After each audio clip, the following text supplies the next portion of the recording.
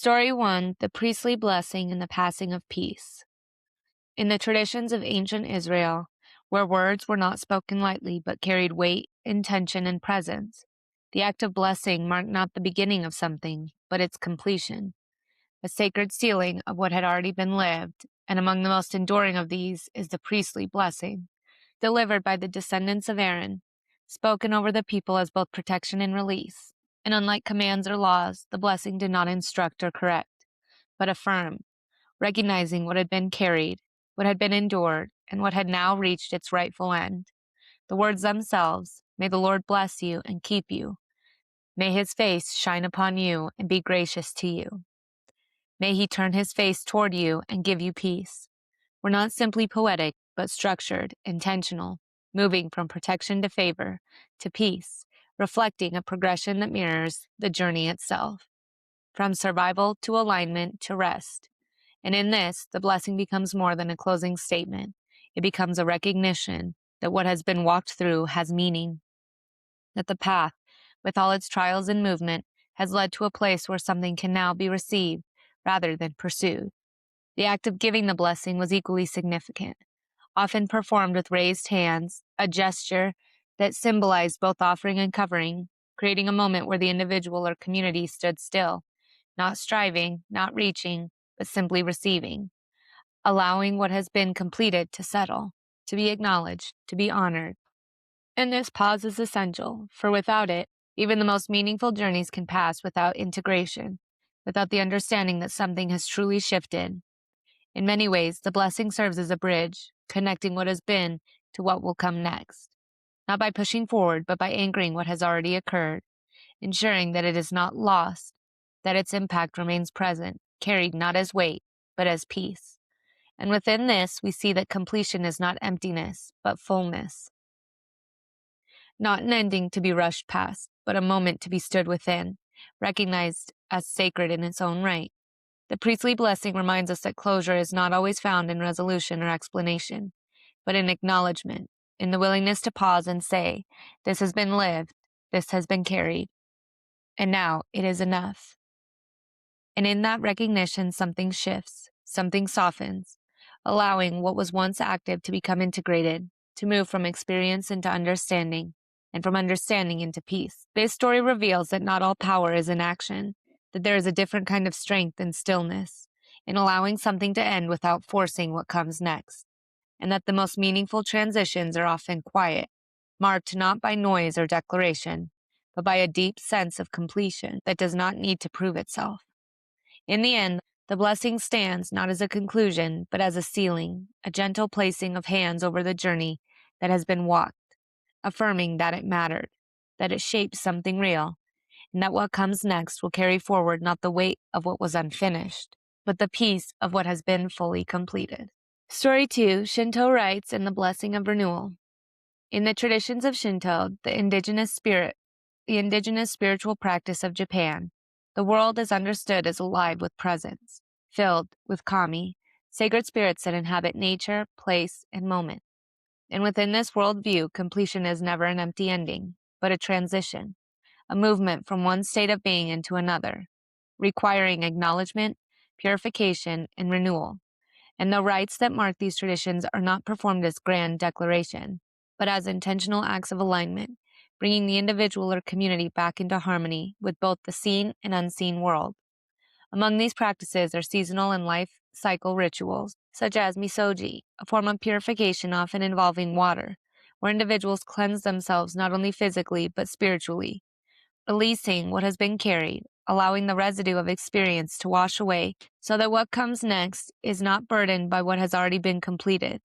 And this act is not about erasing the past, but about honoring it, by not allowing it to cling unnecessarily, creating space for renewal to occur. Another central practice is the offering of prayers and gratitude at shrines, jinja, where individuals come not only to ask, but to give thanks, acknowledging what has been received, what has been endured, and what has now reached its conclusion. And within these moments, the act of bowing, clapping, and standing in stillness becomes a form of recognition, a quiet declaration that something has been completed and is now being released with awareness rather than forgotten in motion. Shinto rites emphasize that purity is not a permanent state, but something that must be continually restored, that life itself brings accumulation of emotion, of experience, of connection, and that without intentional moments of clearing and blessing, this accumulation can obscure clarity, making it difficult to move forward fully. And so these rituals create structured pauses, spaces where completion is not rushed past, but marked, where transition is not chaotic, but guided, and where the individual is reminded that renewal is not automatic, but chosen. In this, the story of Shinto practice reveals that endings are not simply conclusions, but invitations, moments where what has been can be acknowledged, cleansed, and carried forward in its essence rather than its weight, and that the act of blessing is not reserved for beginnings, but is equally essential at the close of a chapter, ensuring that what comes next is entered with clarity, presence, and alignment. The quiet nature of these rites reflect a deeper truth, that not all transformation is visible, that some of the most important shifts occur internally. In moments of stillness, in the decision to release, to acknowledge, to begin again without force. And in this, Shinto offers a perspective where completion is not finality, but continuity, a cycle that moves forward not through abrupt endings, but through gentle transitions that honor both what has been and what is yet to come. In the end, these practices stand as a reminder that closure is not something that happens on its own, but something we participate in, that we mark, that we bless, and that through this participation, we create a sense of peace that allows the next step to emerge naturally, unforced, and aligned with the rhythm of life itself. Story 3: Ifá Blessings and the Wisdom of Alignment. Within the spiritual traditions of the Yoruba people of West Africa,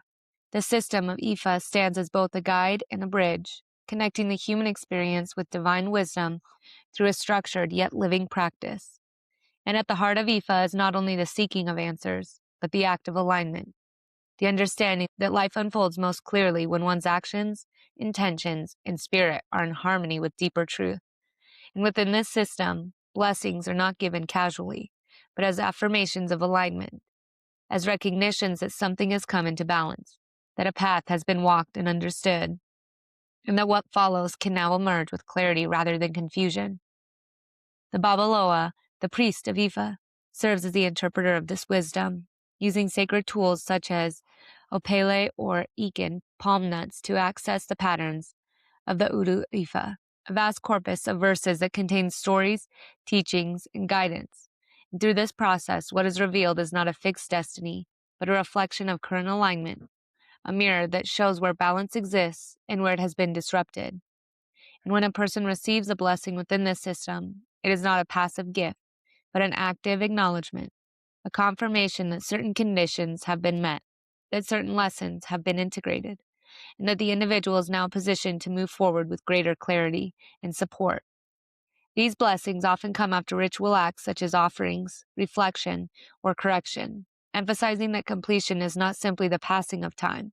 but the result of engagement, of participation in one's own growth and understanding. And in this, Ifá reveals that closure is not something imposed from outside, but something cultivated from within, shaped by the willingness to listen, to adjust, and to align with what is true. The language of Ifá is rich with metaphor and story, reminding those who engage with it that life is not linear, but layered,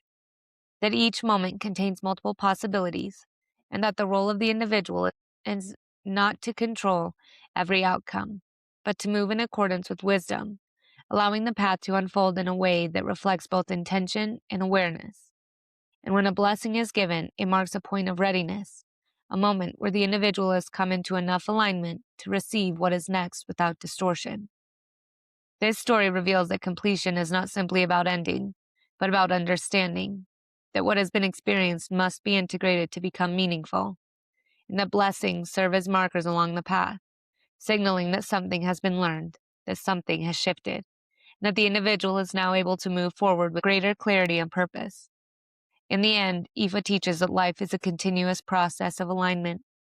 of moving toward and away from balance,